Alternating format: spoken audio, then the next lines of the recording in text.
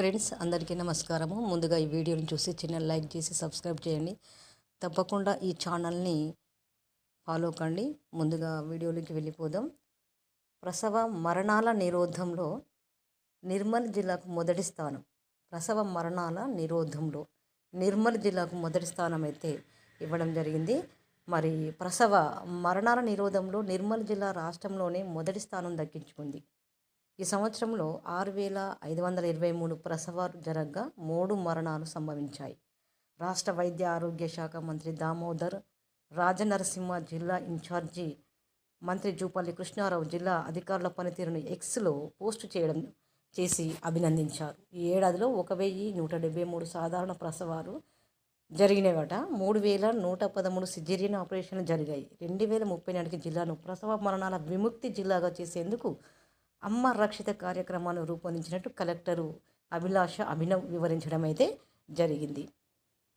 భర్తను హత్య చేసి భార్యకు యావజ్జీవ జైలు, అంటే భర్తనే హత్య చేసిందట.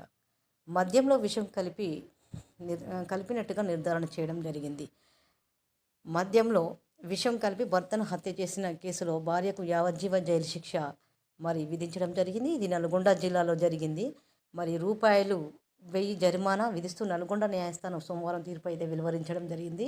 జరిమానా చెల్లించకపోతే మరో 4 నెలల పాటు జైలు శిక్ష అనుభవించవాలని ఆదేశించడం కూడా చేయడం జరిగింది. జిల్లా 2వ అదనపు జిల్లా జడ్జి ఎస్సీ/ఎస్టీ ప్రత్యేక న్యాయస్థానం జడ్జి రోజారమణి ఈ మేరకు తీర్పు ఇవ్వడం అయితే జరిగింది. నల్గొండ జిల్లా దేవరకొండ మండలం షేరిపల్లి గ్రామ పంచాయతీ పెద్ద తండాకు చెందిన రమావత్ మోతిలాల్ 55 సంవత్సరాలు లలిత దంపతులు వ్యవసాయం చేస్తూ జీవనం కొనసాగిస్తూ ఉండేవారు. కొంతకాలం పాటు ఆమె మరొకరితో వివాహేతర సంబంధం పెట్టుకుని ఇవి చేయబట్టే కదా మరణాలు మరి జైలు శిక్షలు రావడం జరుగుతుంది. మరి వివాహేతర సంబంధాలు చేయబట్టే మరి ఇలాంటి జైలు శిక్షలు అనేది రావడం జరుగుతుంది. కాబట్టి మరి హైదరాబాద్లోని సరూర్ నగర్లో ఉండేది. ఈ క్రమంలో పలుమార్లు తండాలో కుల పెద్దల సమక్షంలో పంచాయతీలు కూడా జరిపించారు. దాంతో కొన్నాళ్లకు భర్తతో ఉండి తిరిగి ప్రియుడి వద్దకు వెళ్ళేది. ఈ క్రమంలో భర్త తనను వేధిస్తున్నాడని సరూర్ నగర్ పోలీస్ స్టేషన్లో ఫిర్యాదు కూడా చేయడం జరిగింది. అయినా భర్త తనను కాపురానికి రమ్మని పదే పిలుస్తుండటంతో అతడిని వదిలించుకోవాలని పక్కాగా నిర్ణయించుకున్నది. 2021 డిసెంబర్ 29న రాత్రి పెద్ద తండాలో ఉంటున్న భర్త వద్దకు వచ్చింది. భోజనానికి ముందు భర్తకు మద్యం ఇచ్చింది.